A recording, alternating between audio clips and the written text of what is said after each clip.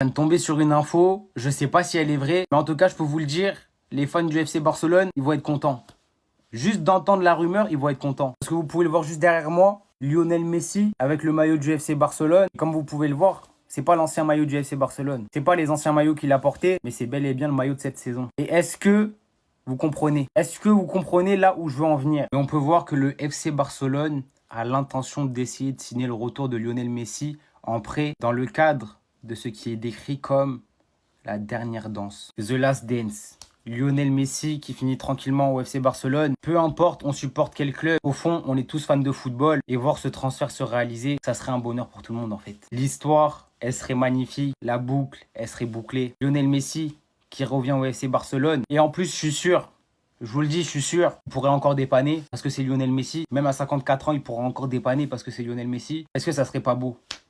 Aux côtés d'un Lamine Yamal, le passé avec le futur. En plus, dans un FC Barcelone qui tourne archi bien. Et même carrément, imaginez, on est dans un monde fou. Imaginez Lionel Messi, il revient. Le FC Barcelone prend la Ligue des Champions. Lionel Messi remet le ballon d'or à Lamine Yamal. Je suis pas fan du FC Barcelone, mais je signe. C'est le football. On est obligé d'accepter. Il faut que ça se passe. Peu importe. S'ils n'ont pas les sous, c'est pas grave, on fait une cagnotte. Et Lionel Messi doit revenir au FC Barcelone. C'est bon.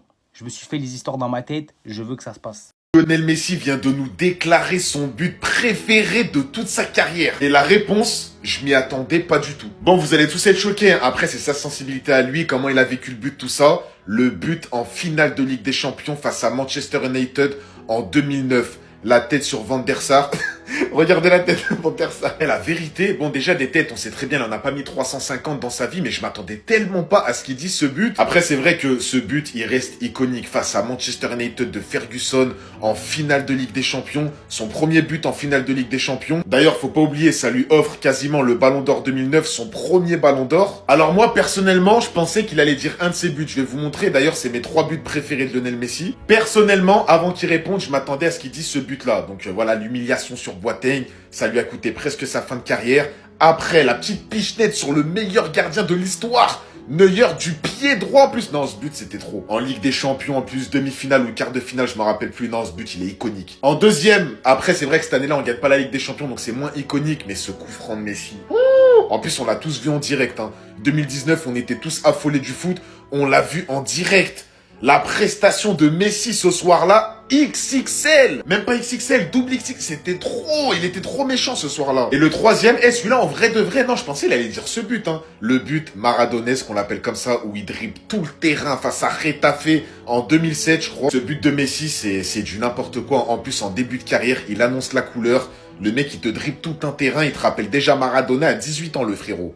Donc là, ce sont les fils de Messi. On nous cache quelque chose, c'est pas possible. Déjà, juste lui là, s'il vous plaît, donnez-lui un ballon. Faites-lui faire un geste technique. Fan de corps, je sais pas. Donc que c'est une dinguerie, c'est Messi. Jusqu'à les mêmes oreilles que son daron. Messi 2012. Portrait craché. En plus, à ce qui paraît, entre les trois, c'est le plus talentueux. Mais c'est pas tout, hein. Vous voyez, lui là, son frère. Déjà, l'allure. Lui, c'est pas pour le foot. On dirait un gérant de cartel. Lui, il est là pour les affaires. Le digne héritier de Florentino Pérez. Je parle même pas du fait que, regardez bien sa tête, c'est le même. C'est le frère de Messi. Regardez bien. C'est la même tête. Vous pouvez pas me dire que vous voyez pas la ressemblance, franchement, là. Et lui, là, le plus grand. Lui, on l'avait déjà vu, hein. Lui, il ressemble à Gavi de fou. Mais là, quand vous le voyez, vous savez. Lui, c'est les meufs. Voilà, lui, c'est les filles. C'est le petit beau gosse de la famille. Après, la vérité, ils sont tous beaux, ils sont tous mignons. Et lui, là, il me fait vraiment trop rire, les gars. C'est une dinguerie comment il ressemble à Messi. J'ai pas les mots, en fait. Il en fallait bien un comme ça. Ronaldo, il a un fils qui lui ressemble de fou.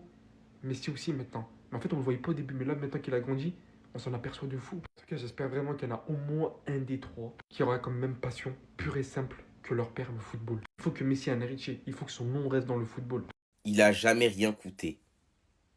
C'est quelque chose d'évident que je vais vous montrer là. Léo Messi, qui a fait 3 clubs et qui a jamais coûté un seul euro. C'est normal, on le sait tous. Mais on est choqué quand même. Mais je suis quand même choqué. L'un des plus grands joueurs de l'histoire, ne serait-ce le plus grand, alors ça dépend des avis, n'a jamais coûté un seul euro.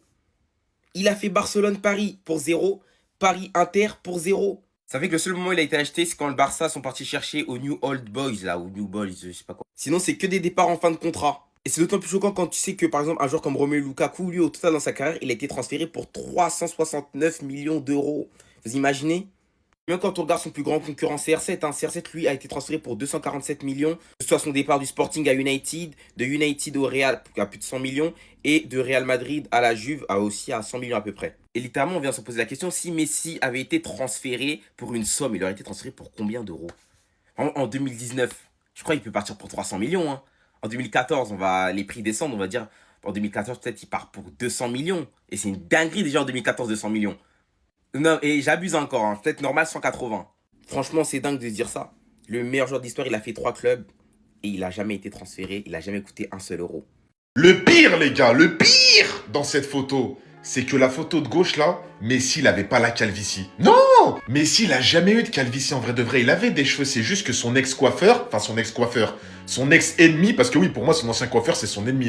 Pour le rendre comme ça, frérot, c'était pas possible. Regarde maintenant, c'est la 5e vidéo que je fais sur ce sujet, je vais pas m'arrêter. C'est un crime de nous mettre Messi comme ça. Surtout que là, non les gars, Messi, je crois, si je me rappelle bien, à la Coupe du Monde 2022, il avait presque cette coupe. Au lieu de l'arranger comme ça, regarde l'aura et le charisme qu'il a. Regarde la classe là. Là, je reconnais Léo Messi. Là, je reconnais ma Pulga, mon GOAT.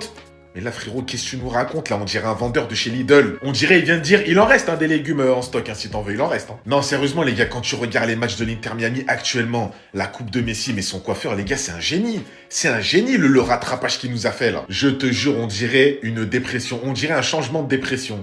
On dirait là, il était en dépression, il se force à sourire, t'aimant en plus le sourire. En plus, il est content d'avoir cette coupe. T'as l'impression, il est plus content sur cette photo que cette photo. Wallah, Messi, il est trop bizarre, les gars. C'est pour ça que je l'aime trop. Non, le nouveau coiffeur à Messi, t'aurais pas pu venir un peu avant. À la Coupe du Monde, au moins, je sais pas, à la Copa América. Vas-y, je sais pas, même au PSG, tu vois, il avait une coupe au PSG, les gars, c'est pas possible. Le classement des meilleurs buteurs sur une saison en championnat de l'histoire du foot. C'est parti. Bon, 5e place de l'histoire de la Première Ligue. On retrouve Cristiano Ronaldo 2008, un des plus gros primes du foot. Saison 2007-2008, 31 buts quand même pour un ailier, les gars. Franchement, c'est ouf. Et je rappelle qu'il n'avait pas joué que ailier à Manchester. Il avait commencé aussi milieu gauche. Juste au-dessus de Cricri, bien évidemment, Mohamed Salah en 2017-2018, 32 buts en PL. Franchement, il nous avait régalé. Et premier, les gars, il a pris le record. Il n'en a fait qu'une bouchée. Première saison en Première Ligue de sa vie. Je crois qu'il a 22 ans. Erling Haaland, 35 buts cette année. Il peut clairement avoir le ballon d'or. Franchement, chapeau, rien à dire. Bon, maintenant, on passe à la Liga. Regardez, les gars, Messi et Ronaldo, comment ils ont banalisé ces chiffres. Messi, premier, 2011-2012, 50 buts en championnat. 50 buts.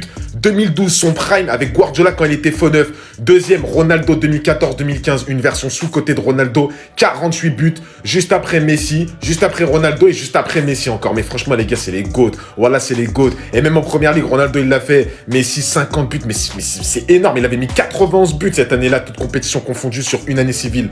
Incroyable. En Liga, ils ont foutu le darois, ils ont foutu le feu, ils nous ont régalé toute la décennie, frère. La plus grande rivalité de l'histoire du foot, on reverra jamais ça, les gars. Même avec Haaland, Mbappé, avec qui vous voulez, Vinicius, on reverra jamais ça, là. Franchement.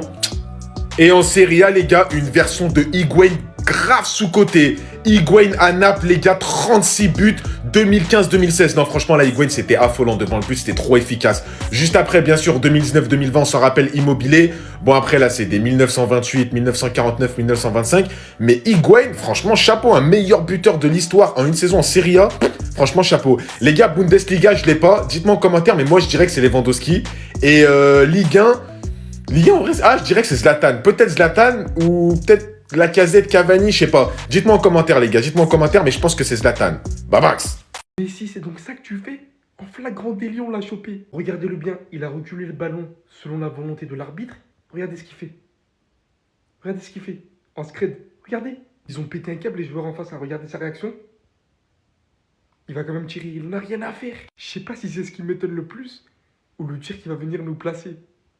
Il a failli nous mettre ça. Il est beaucoup trop fort. Je ne sais pas comment il a endormi l'arbitre. Mais pour réussir au final devant tout le monde à littéralement gagner 1 mètre de distance. Depuis l'Inter de Miami, il a beaucoup trop changé. Il respecte plus rien. Il demande à des arbitres de les attendre à la sortie. Il se bat contre des joueurs. Il gagne des mètres sur des coups francs. On va rien dire. On va rien dire, je suis désolé, il a le droit. La preuve en est que d'un angle aussi fermé, il a quand même réussi à nous mettre ça. Et pour ça, il a le droit, les gars. S'il aurait mis ça, il serait littéralement venu nous planter l'un des plus beaux buts de cette saison. Mais on t'a quand même chopé, hein. Petit vénard, va. Tu pensais que ça allait passer inaperçu? Tu gagnes des mètres comme ça sur les coups francs. Sa petite technique, là, je me demande carrément s'il l'a fait toute sa vie ou s'il le fait juste uniquement depuis qu'il a l'Inter de Miami. Comment c'est passé inaperçu? C'est trop.